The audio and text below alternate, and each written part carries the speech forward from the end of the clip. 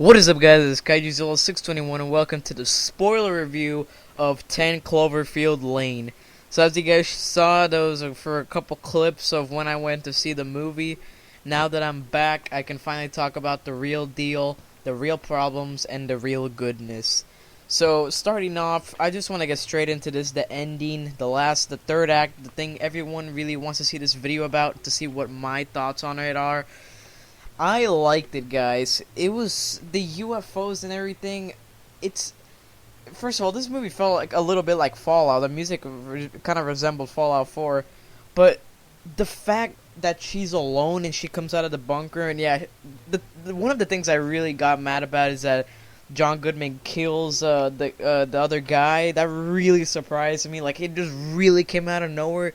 He just says like they were him and Mary Elizabeth Winston were making the gas mask suits and everything behind Goodman's back, and then when he finds out, and he says the other guy makes up this other lie just to save her.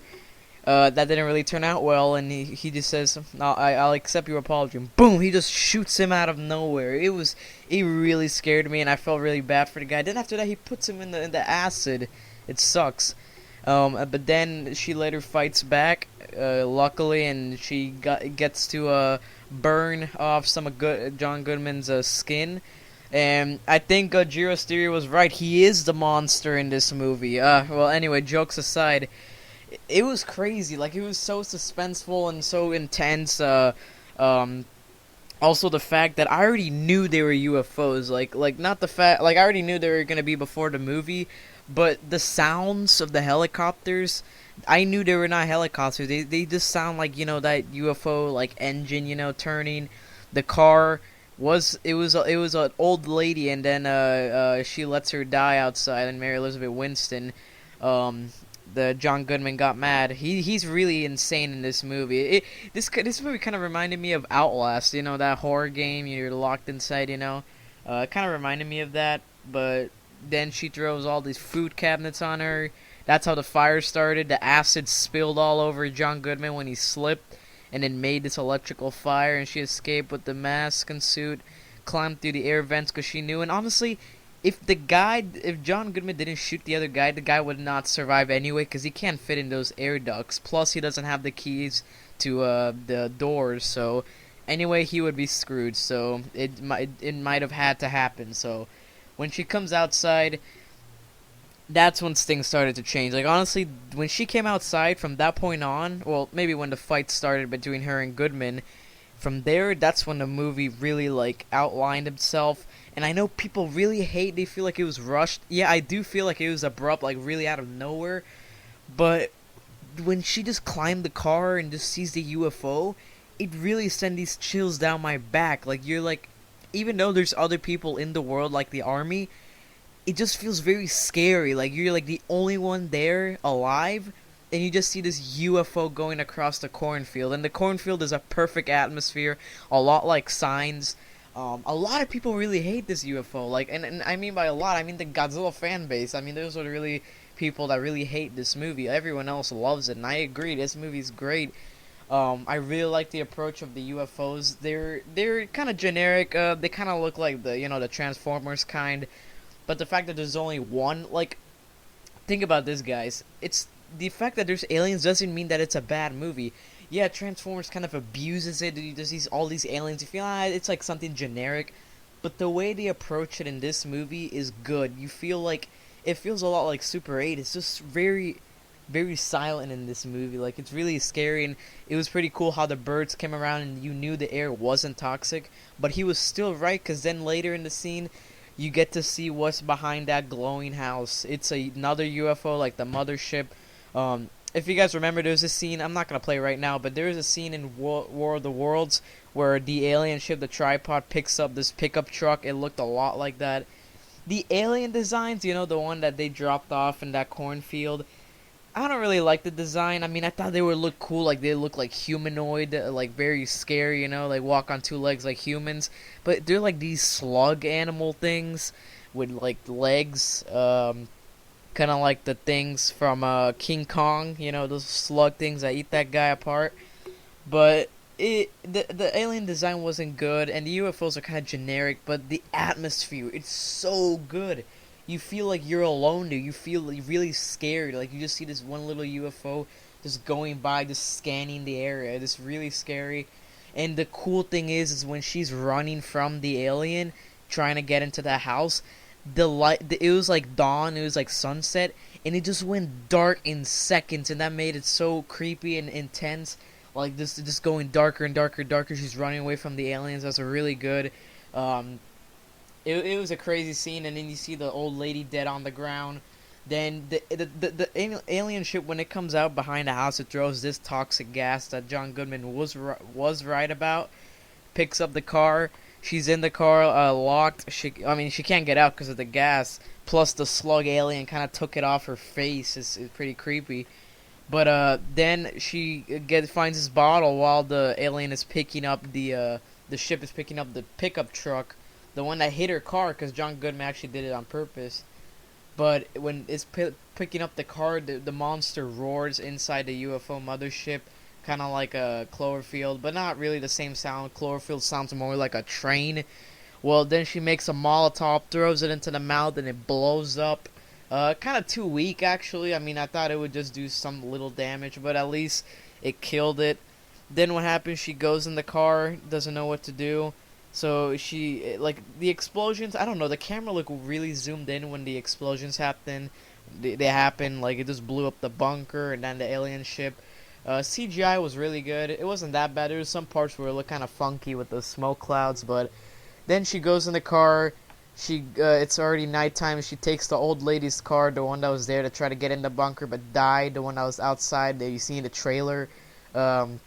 Then she goes, and then she's driving a car. Elizabeth Winston passes this mailbox she hit that says 10 Cloverfield Lane. I don't think it said Lane, but it just said 10 Cloverfield with these little stamps. Pretty cool. It was kind of obvious. But then the thing, I don't know why people say it's confusing. I think what they find confusing is the fact that there's aliens out of nowhere, which isn't really that confusing. But you hear the radio, and then they say, like, oh, if you're a survivor, you need to help us go to this certain location in Houston and help us fight these aliens. And then the ending shot, she's going down the car with the driveway, camera's panning up to the sky, and the lightning strikes, and you just see the outline of the alien ships, like 3 of them you see. So it's pretty creepy. So that's really it for the whole thing, the whole movie. My honest opinions, I stick with the 8.5.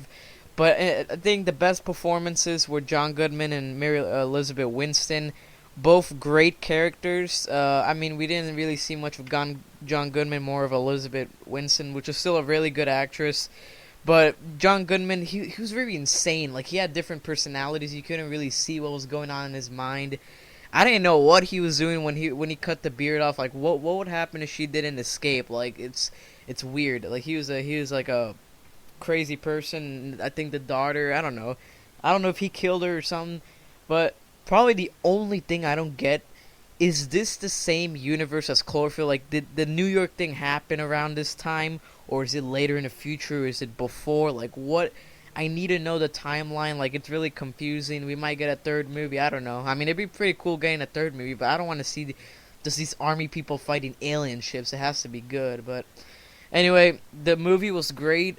I thought it was a good movie, guys. The UFO thing, it's a good turn. Like, it's kind of sucks. I mean, it really sucks that a Cloverfield monster, isn't it, actually? Because the market, people said it's a cash grab. I don't think so. It kind of did just use the name, even though the monster doesn't appear. I really went to the movie thinking, oh, if the monster's not going to appear, I'm going to deduct 3 points. And after I came out, it just really left me surprised the way they approached the alien stuff. I know it's kind of generic, but it was just a great movie. Just have this great atmosphere, great soundtrack. Actually, it sounds like Fallout 4 and the Spielberg films, and also other alien movies that JG has done. The director is different, but yeah, movie was great, guys. I don't want to make this too long of a video.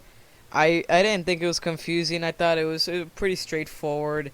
The but I didn't really need a second time to watch this. I mean, I still might watch it again sometime later, but it was a great movie, guys. In my honest opinion, the best scenes were outside, not the inside. It was kind of generic in the inside. It just kind of felt too long. I mean, I wish the bunker scene was only like 40% and outside. Was it? I mean, you never know. It might not have had that great build up to the alien scenes, the UFO scenes. Maybe if it was in the beginning, then it wouldn't come off as a great outcome as it came as the last 15 minutes. But yeah, guys, stick with 8.5. Great movie. Cons, I'd say maybe the fact that it takes too long in the bunker. Maybe maybe the fact that the alien designs could have been way better. Storyline was pretty good. I mean, it was really not that much, and it's cool to see how a movie can be so great with just one or two sets. But yeah, great movie, guys. Recommend you guys watching it. If you guys want to argue below or just have some debates on what you guys think in the comments, please tell me in the comments below. I wish I could do live streams, but I can't because of the freaking copyright strike. But don't worry, guys. At the end of April, it will be gone, so we can do a lot of more things now. Videos over 15 minutes. But yeah, anyway, that's it for this review of Cloverfield, 10 Cloverfield Lane, my last video on it. I'll do more videos on it. It was a great movie, guys. It was really, really enjoyable. You'll really have a good time. Some parts are kind of awkward, but, you know, all the actors were great. But yeah. Also, where's Bradley Cooper? I didn't even see him in the movie. I heard something that he was going to be in it or something. I think Metlo said it. I don't even know what happened, but yeah, that's for another story. That's pretty much it for this video. It really inspired me now to make an alien movie. I mean, I already had it in mind, but more again now. Maybe in October, I don't know. Yeah, that's pretty much it for this video. This is KaijuZilla 621 signing out. It's just beneath the skin. I must confess that I feel like a monster. I hate what I've become. The darkness just begun. I must confess that I feel like